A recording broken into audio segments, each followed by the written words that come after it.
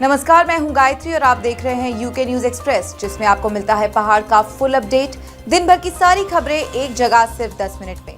तो चलिए देख लेते हैं फटाफट दिन की सारी अहम खबरें। उत्तराखंड में मौसम विभाग के अलर्ट के बाद प्रदेश भर में मूसलाधार बारिश शुरू हो गई है। राजधानी देहरादून समेत आसपास के इलाकों में सुबह से ही तेज बारिश का दौर चल रहा है। बारिश की वजह से जनजीवन अस्त व्यस्त हो गया है। भारी बारिश की वजह से देहरादून में सुबह स्कूल जाने में भी बच्चों को काफी मशक्कत करनी पड़ी। मौसम विभाग ने प्रदेश के अधिकांश हिस्सों में 2 दिनों तक भारी से बहुत भारी बारिश होने का अलर्ट दिया है। भारी बारिश की चेतावनी के बाद कुमाऊं के नैनीताल और उधम सिंह नगर जिले में पहली से 12वीं क्लास तक के स्कूलों की छुट्टी भी घोषित कर दी गई है। मौसम विभाग ने बारिश के दौरान लोगों को सतर्क रहने के लिए कहा है। नदी नालों के पास जाने से बचने की अपील की गई है। उत्तराखंड के कई हिस्सों में हो रही भारी बारिश के साथ साथ पहाड़ भी टूटकर गिर रहे हैं। पहाड़ों से मलबा गिर रहा है, जिससे रास्ते बंद हो रहे हैं। सोमवार सुबह केदारनाथ मार्ग पर रुद्रप्रयाग गौरीकुंड NH 107 पर डोलिया देवी के पास मलबा और पत्थर आने से रास्ता बंद हो गया। मलबे और पत्थर के कारण पेड़ भी टूटकर रास्ते पर गिर गए। गंगोत्री नेशनल हाईवे भी मलबा आने से बाधित हुआ। उधर कर्णप्रयाग पंचपुलिया के पास बाईपास रोड पर पहाड़ी से पत्थर आने के कारण रास्ता बंद हो गया, जिसकी वजह से आवागमन भी पूरी तरह से ठप हो गया। हालांकि BRO ने कड़ी मशक्कत के साथ किसी तरह से रास्ता बनाकर यातायात शुरू करवाया। कर्णप्रयाग में रविवार रात से हो रही बारिश के कारण रास्ता बंद होने के कारण दोनों ओर वहां लोग फंसे हुए थे। वहां भी किसी तरह यातायात सुचारू कर दिया गया। चमोली बद्रीनाथ हाईवे राजमार्ग NH 7 भी 3 जगह पर बंद हुआ। घंटों यात्री फंसे रहे। बाद में किसी तरह सभी को निकलवाया गया। डाबरकोट में भी बारिश के कारण लगातार मलबा और बड़े पत्थर गिरने की खबर है। रविवार को गौरीकुंड केदारनाथ पैदल मार्ग पर चिरबासा के पास अचानक गिरे मलबे और बोल्डर की चपेट में कई यात्री आ गए। हादसे में 3 यात्रियों की मौत हो गई, जबकि 5 गंभीर रूप से घायल हुए। चमोली के थराली में मूसलाधार बारिश से पिंडर नदी फिर रौद्र रूप दिखा रही है। पिंडर नदी में इतना तेज बहाव है कि थराली और सूना को जोड़ने वाले निर्माणाधीन वैली ब्रिज के कई पार्ट्स बह गए। पिंडर नदी के अलावा प्राणमती नदी का जलस्तर भी खतरे के निशान को छू रहा है, जिससे खेती वाले कई इलाके डूब गए हैं और किसानों को भारी नुकसान उठाना पड़ रहा है। मसूरी से विधायक और कैबिनेट मंत्री गणेश जोशी ने जिले में आपदाग्रस्त क्षेत्र का अधिकारियों के साथ निरीक्षण किया और अधिकारियों को जल्द से जल्द क्षतिग्रस्त सड़कों और पुश्तों को फिर से बनवाने के निर्देश दिए। मॉल रोड के चौराहों पर उखड़ रही टाइलों को भी जल्द ठीक करने के लिए कहा गया है। मंत्री गणेश जोशी ने दावा किया कि उनकी सरकार किसी भी आपदा से निपटने के लिए पूरी तरह से तैयार है। मंत्री ने कहा कि सीएम धामी खुद मॉनिटरिंग कर आपदा से पीड़ित लोगों को हर संभव मदद देने का काम कर रहे हैं। मसूरी में आपदा को लेकर कांग्रेस लगातार मंत्री गणेश जोशी और धामी सरकार को घेर रही थी। कांग्रेस का कहना था कि मंत्री गणेश जोशी विदेशों में घूम रहे हैं और उन्हें अपने ही विधानसभा क्षेत्र में झांकने की फुर्सत नहीं है। कांग्रेस के इन्हीं आरोपों के बीच ही मंत्री गणेश जोशी का मसूरी दौरा हुआ। सावन के पहले दिन धर्मनगरी हरिद्वार में भी बारिश ने बरपाया कहर। सुबह से 2 घंटे तक इतनी मूसलाधार बारिश हुई कि शहर पानी पानी हो गया। जगह जगह जल भराव देखने को मिला। रानीपुर मोड़ और भगत सिंह चौक पर कई फीट तक पानी भर गया, जिससे गाड़ियों को निकलने में भारी परेशानी का सामना करना पड़ा। पैदल आने जाने वाले लोगों को भी दिक्कतें हुई। ज्वालापुर इलाके में भी मूसलाधार बारिश के चलते सड़कों पर पानी भर गया। बच्चों ने बारिश में मस्ती की, लेकिन रानीपुर मोड़ चौक के आसपास के लोगों ने गुस्सा जाहिर किया।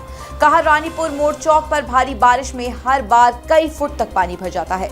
दुकानों तक पानी पहुंचता है और दुकानदारों को नुकसान झेलना पड़ता है। लेकिन जिला प्रशासन ने यहां जल भराव के लिए अब तक कोई समाधान नहीं खोजा है। सावन के पहले सोमवार पर देश भर के शिव मंदिरों में उमड़े भक्त। कांवड़ यात्रा की भी हो गई जोर शोर से शुरुआत। प्रदेश के शिव मंदिरों में भोले बाबा का जलाभिषेक करने के लिए भक्तों की भारी भीड़ उमड़ी। लगातार हो रही बारिश के बावजूद हरिद्वार के दक्षिण कनखल कस्बे में स्थित दक्षेश्वर मंदिर और ऋषिकेश के पास नीलकंठ महादेव मंदिर में भी दर्शनों के लिए श्रद्धालुओं का तांता लगा हुआ है। कनखल को भगवान शिव का ससुराल माना जाता है। ऐसी मान्यता है कि सावन के पूरे महीने में भगवान शिव कैलाश पर्वत से आकर अपनी ससुराल कनखल में ही निवास करते हैं और इस दौरान उनसे मांगी गई हर मनोकामना पूरी हो जाती है। सावन के पहले सोमवार पर केदारधाम में विराजे बाबा केदार की भी विशेष पूजा अर्चना की गई। प्रदेश की खुशहाली और समृद्धि के लिए बाबा केदार से मन्नत मांगी गई। इस दौरान केदारनाथ मंदिर के सामने श्रद्धालु भारी उत्साह में दिखे। रात से ही केदारनाथ के दर्शन और पूजा करने के लिए मंदिर के बाहर लाइन लग गई थी।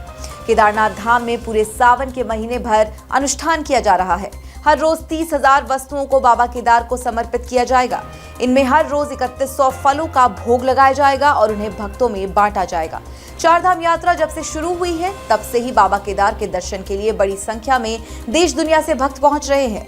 अब सावन का पावन महीना लग गया है तो भक्तों की भीड़ और ज्यादा बढ़ने वाली है। कांवड़ यात्रा मार्ग पर होटल, रेस्टोरेंट और ढाबों को अपने मालिकों के नाम की नेम प्लेट लगाने के आदेश पर सुप्रीम कोर्ट ने अंतरिम रोक लगा दी है।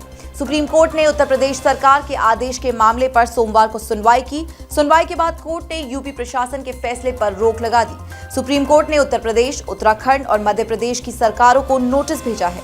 शुक्रवार तक जवाब मांगा गया है। तब तक कांवड़ यात्रा मार्ग पर दुकानदारों को ना तो नेम प्लेट लगाने की जरूरत होगी और ना ही पहचान बताने की। दुकानदार सिर्फ खाने के प्रकार बताएंगे। मतलब ये कि दुकानदार पर सिर्फ ये लिखे होने की जरूरत है कि वहां मांसाहारी खाना मिल रहा है या शाकाहारी खाना।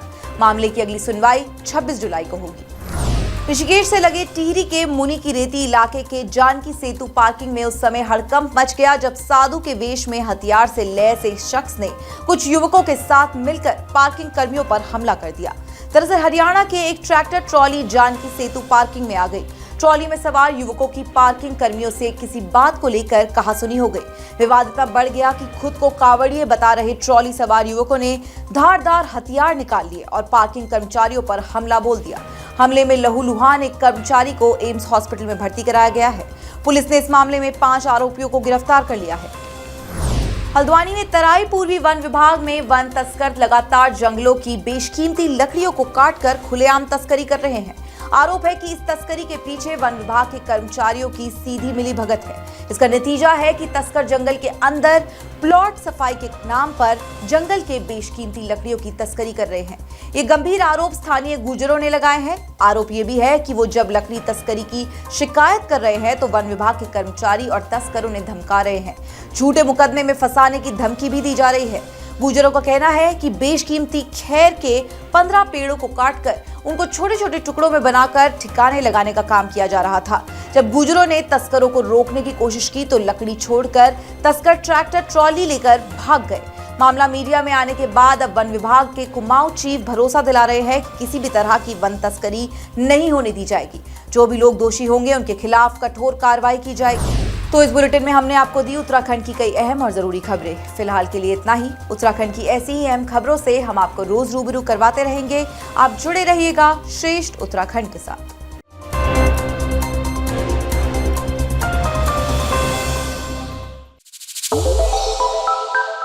श्रेष्ठ उत्तराखंड पर खबरों से जुड़े रहने के लिए चैनल को सब्सक्राइब और लाइक करें, बेल आइकन दबाएं और देखते रहें श्रेष्ठ उत्तराखंड।